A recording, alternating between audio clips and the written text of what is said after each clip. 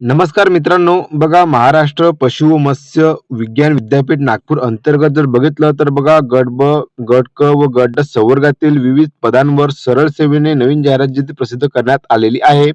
आता बघा प्रत्येक पदानुसार शैक्षणिक पात्रता काय लागणार आहे, किती जागा रिक्त आहेत, त्यासोबतच तुम्हाला वेतन श्रेणी किती दिल्या जाणार आहे, याबद्दलची सविस्तर जी माहिती आहे, ते आपण आजच्या व्हिडिओमध्ये जाणून घेऊया.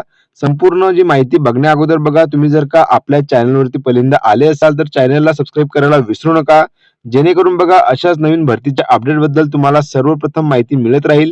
तर चला आपण व्हिडिओला सुरुवात करूया.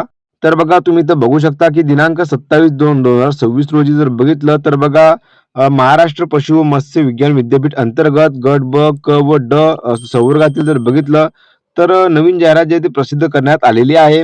आता बघा यामध्ये जर बघितलं तर एकूण 175 रिक्त पदे आहेत. आता बघा या पदांसाठी लागणारी शैक्षणिक अर्हता, पदांचा तपशील, सामाजिक व समांतर आरक्षण, आवेदन परीक्षा शुल्क, परीक्षेचे स्वरूप व पद्धती याबद्दलची सविस्तर माहिती जी आहे या पीडीएफ मध्ये देण्यात आलेली आहे, ते आपण जाणून घेऊया. आता बघा सर्वात अगोदर जर बघितलं तर महत्त्वाच्या तारखाबद्दल त्याचे वेळापत्रक जे यामध्ये देण्यात आलेले आहे. आता ऑनलाईन पद्धतीने अर्जाची नोंदणीची सुरुवात जी आहे ती झालेली आहे. 28 फेब्रुवारी पासून सुरुवात झालेली आहे. अंतिम दिनांक जर बघितली तर बघा 20 मार्च 2026 असणार आहे आणि परीक्षा शुल्क भरण्याची पण अंतिम दिनांक तुम्हाला 20 मार्च 2026 देण्यात आलेली आहे. त्यानंतर जर बघितलं तर यामध्ये आणखी काय काय माहिती देण्यात आलेली आहे ते आपण सविस्तर जाणून घेऊया. तर बघा आता जर बघितलं तर सरळ सेवेने भरावयाच्या रिक्त पदांचा तपशील यामध्ये देण्यात आलेली आहे. म्हणजे की बघा पदाचे नाव, त्यासोबत बघा वेतन श्रेणी आणि रिक्त पदसंख्या किती आहे तर याबद्दलची माहिती यामध्ये देण्यात आलेली आहे. सर्वप्रथम बघा गट ब चे हे जे पोस्ट असणार आहेत, सर्वप्रथम बघा अधिदान व लेखाधिकारी या पदासाठी एक जागा रिक्त आहेत. सहाय्यक प्रक्षेत्र व्यवस्थापन म्हणजे की पशुवैद्यकीय यासाठी 3 जागा रिक्त आहेत. अधिष्ठाता यांचे तांत्रिक अधिकारी पशुवैद्यकीय शास्त्र यासाठी 2 जागा रिक्त आहेत. त्याच खाली जर बघितलं 4 नंबरला तर बघा रुग्णालय चिकित्सक यासाठी 2 जागा रिक्त आहेत. आणि बघा यामध्ये बघा तुम्हाला वेतन श्रेणी पण दिल्या गेलेली आहे, किती मिळणार आहे याबद्दलची पण माहिती तुम्हाला इथे दिसून जाणार आहे. सहाय्यक व्यवस्थापक गुण नियंत्रणसाठी जर बघितलं एक जागा रिक्त आहेत. प्लांट ऑपरेटर दुग्ध प्रक्रियासाठी जर बघितलं एक जागा रिक्त आहेत. हे जे आहे वरील तर बघा ही जी संपूर्ण जी पोस्ट आहे गट ब च्या पोस्ट आहेत. आता बघा गट क च्या पोस्ट मध्ये किती जागा रिक्त आहेत तर बघा शस्त्रक्रियागृह तंत्रज्ञ यासाठी जर बघितलं एकूण 2 जागा रिक्त आहेत. ES10 नुसार बघा तुम्हाला इथे 29,200 ते 92,300 एवढी वेतन श्रेणी दिल्या जाणार आहे. त्यानंतर बघा वरिष्ठ ग्रंथालय सहाय्यकसाठी एक जागा रिक्त आहे. दुग्धशाळा सहाय्यकसाठी एक जागा रिक्त आहे. क्षकिरण तंत्रज्ञासाठी 3 जागा रिक्त आहेत. पशुचिकित्सा प्रयोगशाळा सहाय्यकसाठी 8 जागा रिक्त आहेत. रुग्णालय तंत्रज्ञासाठी एक जागा रिक्त आहेत. शस्त्रक्रियागृहासाठी जर बघितलं 4 जागा रिक्त आहेत. आणि यासाठी बघा वेतन श्रेणी तुम्हाला 25,500 ते 81,100 एवढी वेतन श्रेणी दिल्या जाणार आहे. त्याच खाली जर बघितलं तर बघा प्रक्षेत्र सहाय्यकसाठी 3 जागा रिक्त आहेत. वरिष्ठ लिपिकसाठी जर बघितलं तर बघा चांगल्या प्रकारे म्हणजे की 14 जागा सर्वाधिक जागा यामध्ये रिक्त तुम्हाला दिसून येणार आहेत.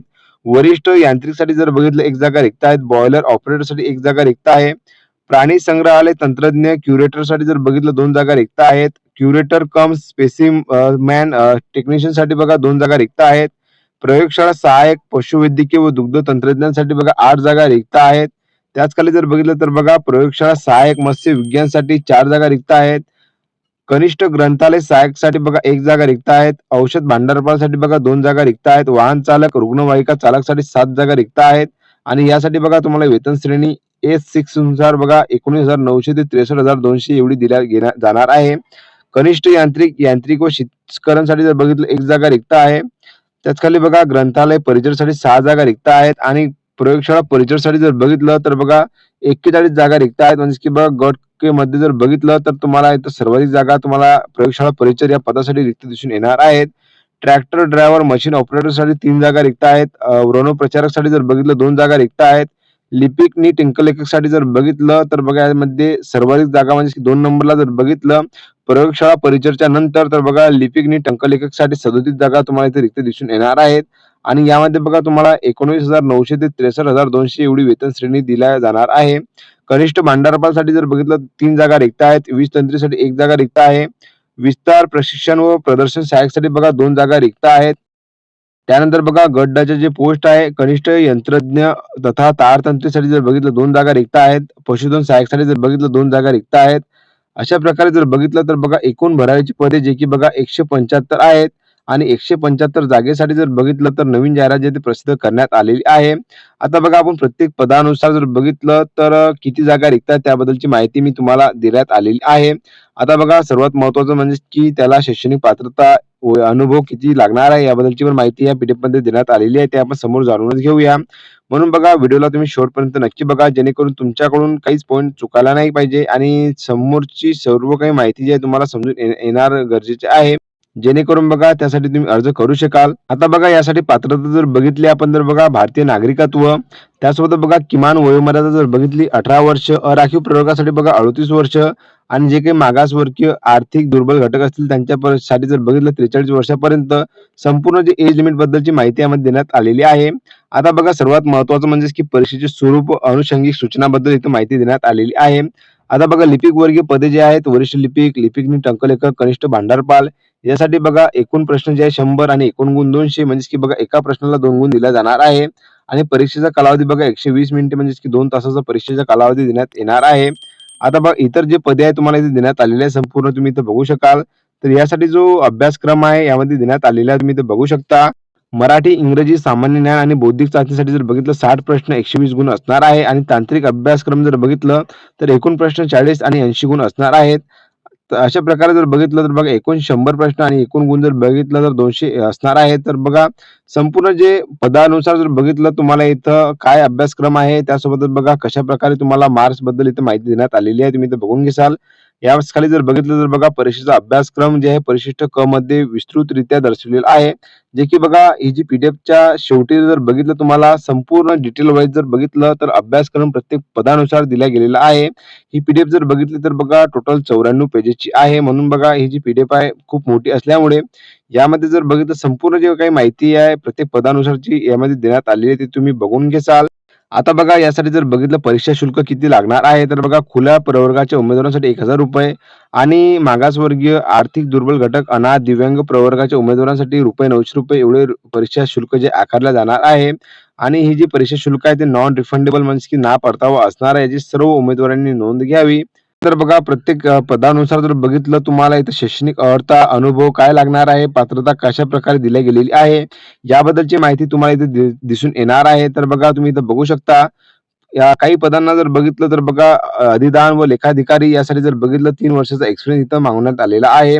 त्याच खाली बघा सहाय्यक प्रक्षेत्र व्यवस्थापक म्हणजेच की बघा पशुवैद्यकीय यासाठी पण जर बघितलं तर बघा 3 वर्षाचा अनुभव जो आहे तो इथं मागण्यात आलेला आहे.